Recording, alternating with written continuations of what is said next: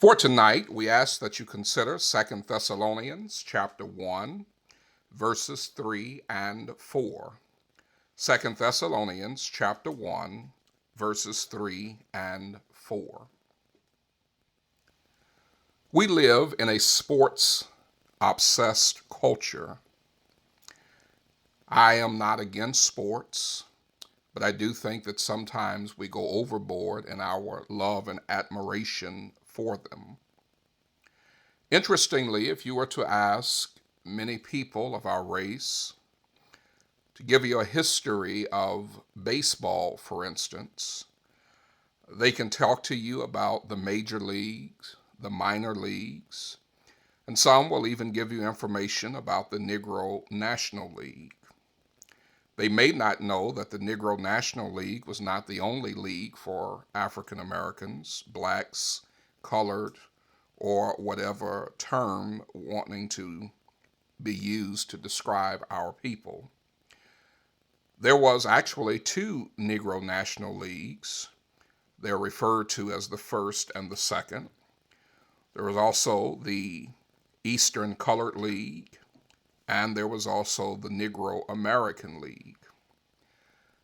But beyond sports, our people may not know and need to know that our interests have not only been in entertainment and in sports, but God has gifted us to have insights into various fields, including science, medicine, and other intellectual and academic subjects.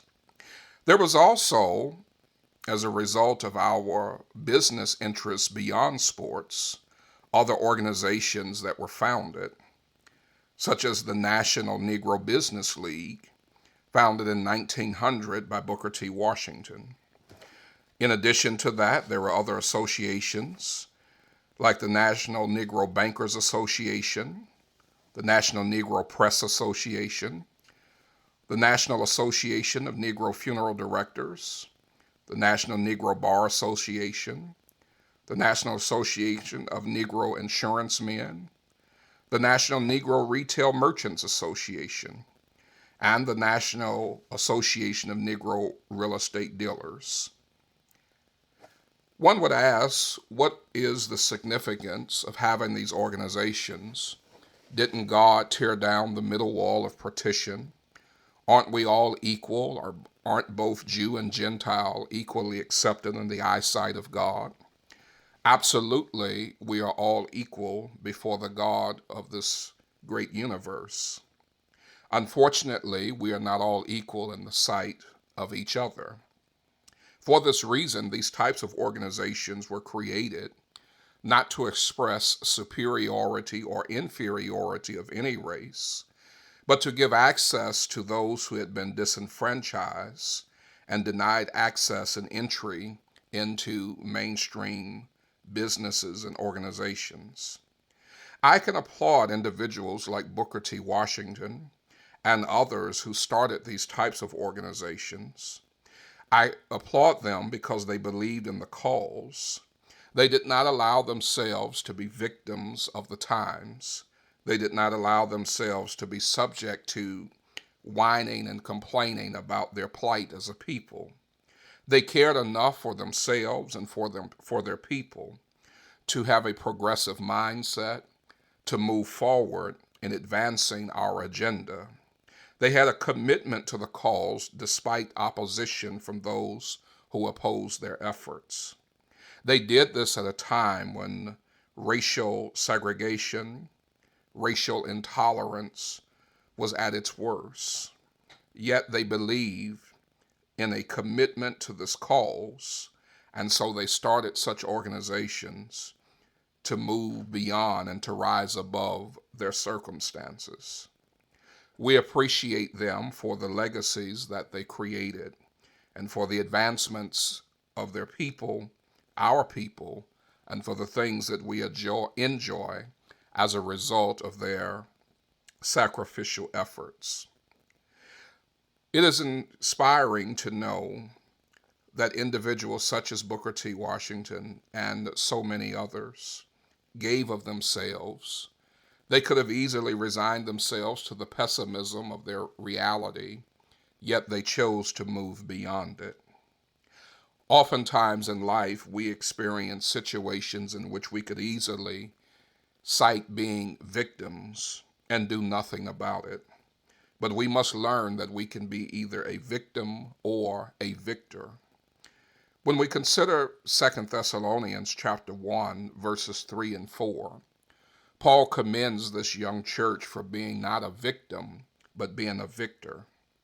Even in the midst of first century opposition and the fact that they were a relatively new church, they did not use those as excuses or as a means of justifying their inability to do more than what they had done. Note these words from 2 Thessalonians 1. In verse 3 it says, "We are bound to thank God always for you, brethren, as it is meet, because that your faith groweth exceedingly, and the charity of every one of you all toward each other aboundeth, so that we ourselves glory in you in the churches of God for your patience and faith and all your persecutions and tribulations that you endure." There is certainly a difference in the persecutions and adversities that Paul is referencing as it relates to those of Booker T. Washington. When Booker T. Washington started the National Negro Business League and other organizations that were started by various creators, they did so in the face of racial persecution and oppression. Paul is speaking about persecution not because of race, but because of our relationship with God. Nonetheless, we can take an application from the historical principle and certainly an understanding from the biblical principle that in the face of opposition, in the face of enemies, there are certainly opportunities for us to experience victory as opposed to being simply victims.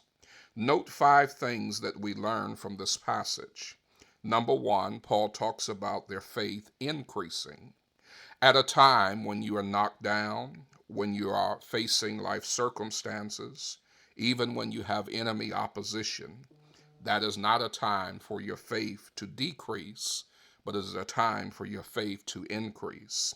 If you're going to be a victorious individual, you must have a faith that neither decreases nor stands still, but a faith that is constantly getting deeper and deeper. If you are one who talks about mustard seed faith, I would ask you, how long have you been in the body of Christ? Mustard seed faith is great faith to begin with, but if you've been around for any significant amount of time, you should not still have mustard seed faith. Mustard seed faith is meant to be a faith that increases or a faith that grows. Number 2, Paul mentions that they had a love for each other that abounded. It was in that love that Booker T. Washington and others started organizations, because they had a love for others. You cannot grow and you cannot be victorious when you only love yourself. You have to pour into others a measure of love and be concerned and compassionate for the cause of others. Number 3, Paul mentions patience. Nothing in this life happens overnight. Success, victory, all requires patience. Then he mentions the idea of faith. We must have hope and we must have optimism. Those who do not have hope and do not have an optimistic disposition will accept whatever happens to them and will allow life to go by, not exhausting their potential, only to grow older and to look back on their years and to say, I wonder what would have happened if. And last, they had to accept the reality of opposition. He mentions in verse 4 that they were persecuted and dealt with tribulations. So often our inability to have victory is based on our surprise when we are persecuted, when we are tried, and when we are troubled. We must recognize that we live in a fallen world and we deal with people who are themselves subjected to sin's reality. Therefore, we should not be surprised in the things that we see or the things that we experience. Persecution, troubling times, trying times, and people who are oppositions to us are sure to be a reality for all of us. Accepting that reality does not mean agreeing with it. It means not being caught off guard, nor being caught like a deer in the headlights and suffering a collision as a result of being immobilized by the shock and awe of life's problems.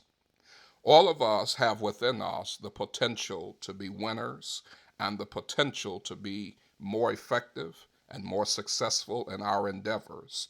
We must not resign ourselves to being victims, but we must learn how to be victorious. We do that with an increasing faith, a love for others, patience, hope and optimism, and accepting the reality of opposition. This has been another installment of A Few Minutes with the Minister with Words from the Master.